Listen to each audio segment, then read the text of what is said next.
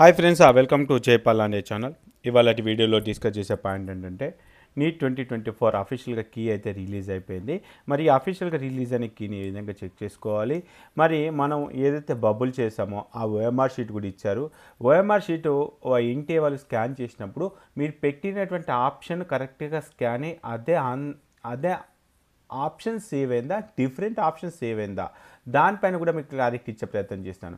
ఇక మార్కులు క్యాల్కులేషన్ చేసుకున్నాం సార్, ఇంటే ప్రకారంగా క్యాల్కులేషన్ చేసుకుంటే ఇన్ని మార్కులు వస్తున్నాయి, మరి ఈ మార్కులకి ఎక్కడ సీట్ వస్తుంది? నెక్స్ట్ క్వశ్చన్ ఇదే.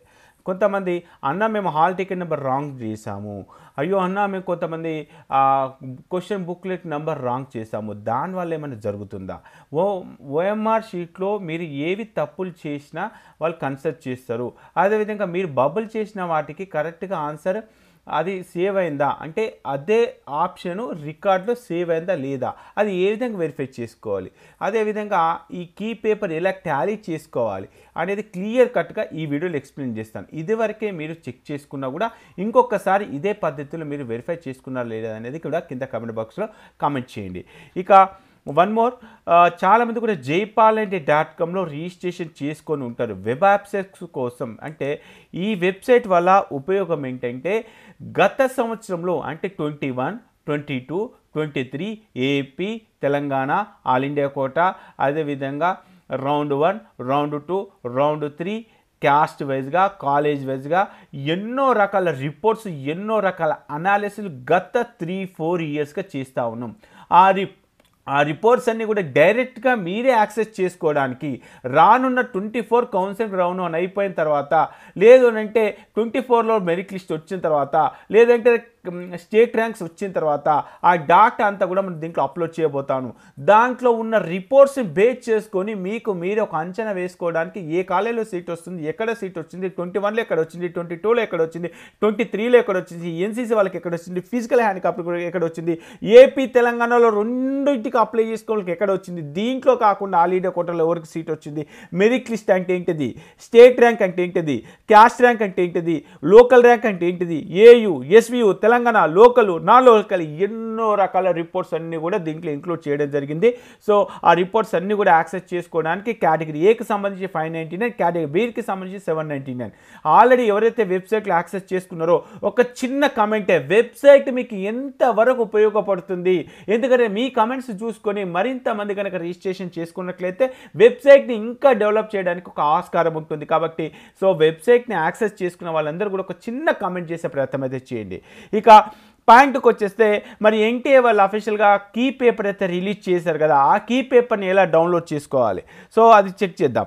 సో దానికంటే ముందు మనకు అఫీషియల్ వెబ్సైట్ ఏదైతే ఉందో exams.nta./neet అనే వెబ్సైట్కి వెళ్ళగానే ఇక్కడ ఆన్సర్ కీ ఛాలెంజ్ అని చెప్పేసింది. అదే ఇంకా click here for answer key challenge అనే ఒక ఆప్షన్ ఉంది.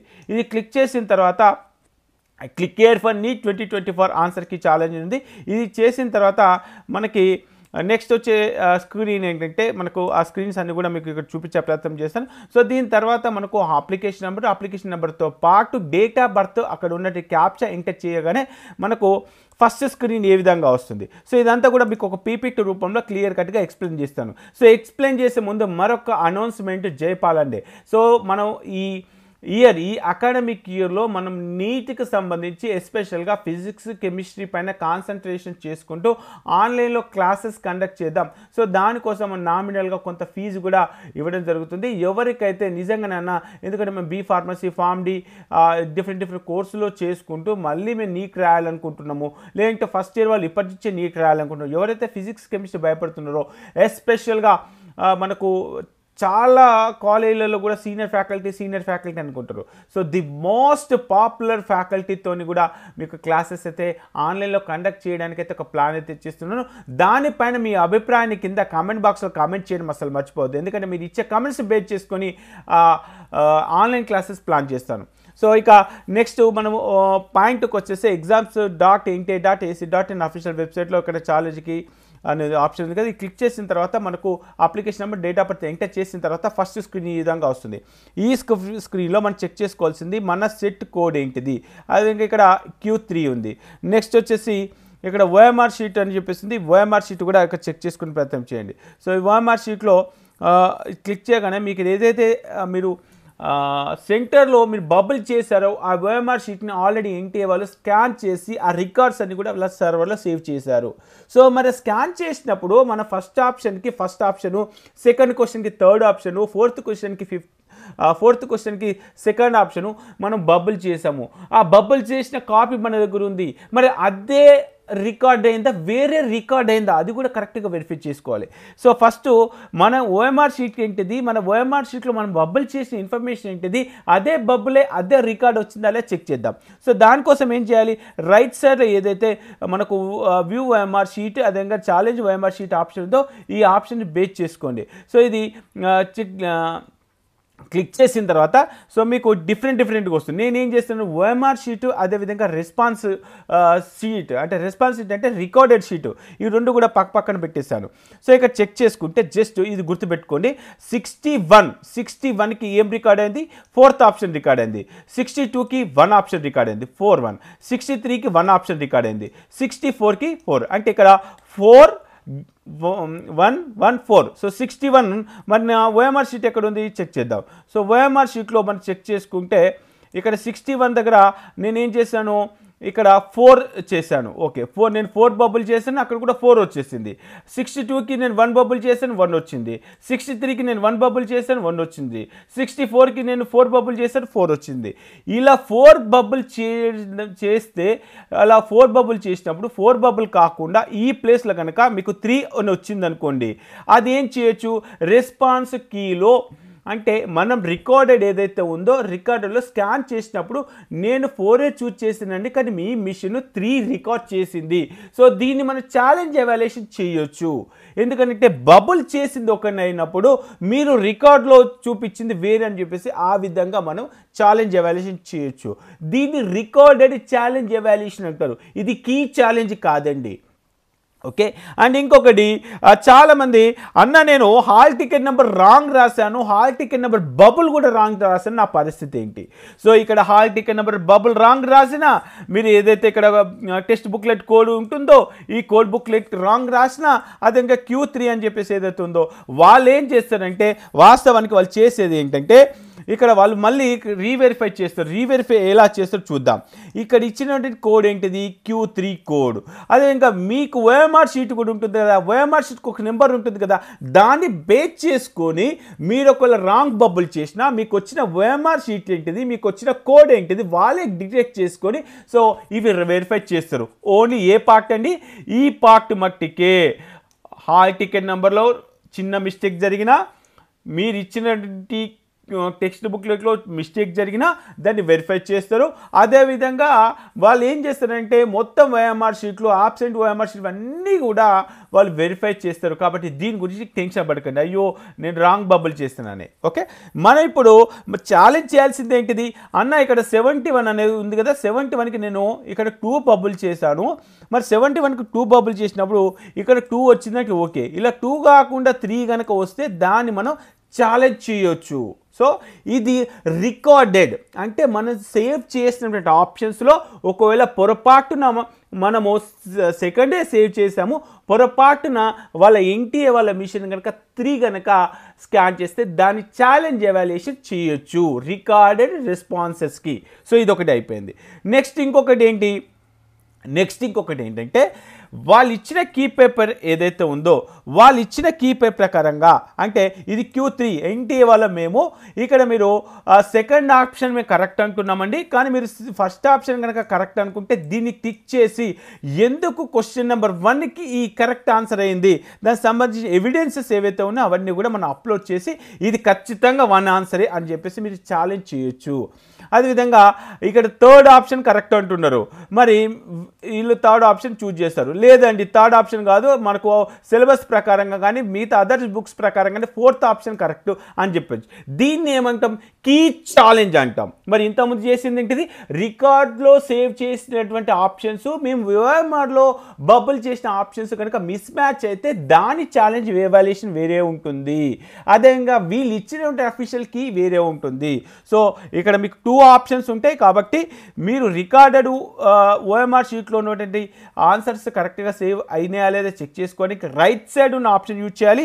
లేదండి ఎన్టీఏ వాళ్ళు ఇచ్చినటువంటి Q3లో ఏదైతే ఉందో కీ, ఆ కీలోనే రాంగ్స్ ఉన్నాయి అనుకుంటే మనం దాన్ని కూడా ఎవాల్యుయేట్ చేయొచ్చు.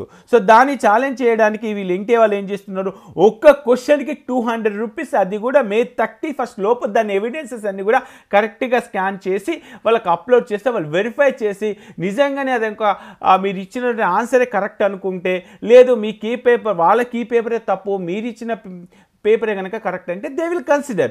మరి ఇక్కడ ఏం చేస్తారన్న, ఛాలెంజ్ ఎవాల్యుయేషన్ చేసిన వాళ్ళకే చేస్తారా? లేదు.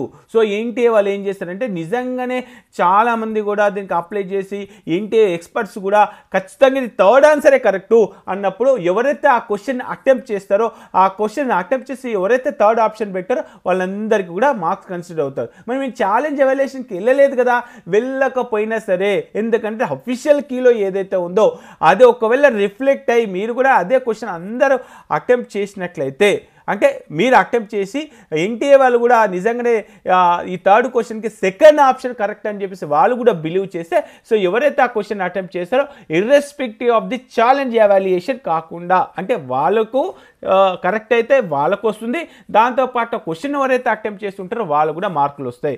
కాబట్టి సో ఎవరికైతే ఇంట్రెస్ట్ ఉందో వాళ్ళు ఛాలెంజ్ ఎవాల్యుయేషన్ చేయొచ్చు ఫర్ క్వశ్చన్ 200. అదేవిధంగా మీ ఓఎంఆర్ షీట్లో ఉన్నటువంటి రికార్డ్, అంటే మీరు బబుల్ చేసిన నెంబర్ కాకుండా వేరే నెంబర్ కూడా వాళ్ళు సేవ్ చేసినట్లయితే, సో దానికి సంబంధించిన ఎవాల్యుయేషన్ ఇక్కడ మనకు 2 ఎవాల్యుయేషన్ ఉన్నాయి. సో ఇక్కడ వచ్చేసి మనం కీ పేపర్ని ఛాలెంజ్ చేస్తున్నాము, ఇక్కడ ఓఎంఆర్ షీట్లో నేను చేసినటువంటి బబుల్ కాకుండా వేరే బబుల్ వచ్చిందని చెప్పేసి ఛాలెంజ్ ఎవాల్యుయేషన్ చేయడానికి ఉంటుంది. కాబట్టి ఇక్కడ 1 వచ్చేసి మనము కీ పేపర్ ఛాలెంజ్, 2 వచ్చేసి రికార్డెడ్ బబుల్ వేరు, నేను చేసిన బబుల్ వేరు, అలాంటి డిటెక్ట్ చేస్తే సో దానికి challenge. So left side right side క్లియర్గా అర్థమైంది అనుకుంటున్నాను.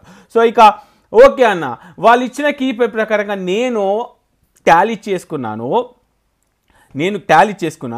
ఇప్పుడు నాకు తెలంగాణ లోకల్ 500కి ఎక్కడ సీట్ వస్తుంది, నేను ఎస్టీ రౌండ్ 1లో వస్తుందా, రౌండ్ 2లో వస్తుందా, వస్తే ఏ కాలేజీలో వస్తుంది, ఎక్కడ వస్తుంది, ఏంటి, ఇలా చాలా మందికి చాలా రకాల క్వశ్చన్స్ ఉన్నాయి.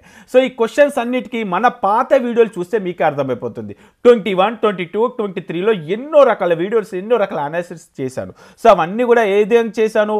సో ఈ రికార్డ్స్ ఏవైతే ఉన్నాయో, గత సంవత్సరంలో జరిగిన కౌన్సిలింగ్ రికార్డ్స్ ఏవైతే ఉన్నాయో, ఆ కౌన్సిలింగ్ రికార్డ్స్ని బేస్ చేసుకొని మనము చాలా రకాల రిపోర్ట్స్ 21, 22లో చేశాము.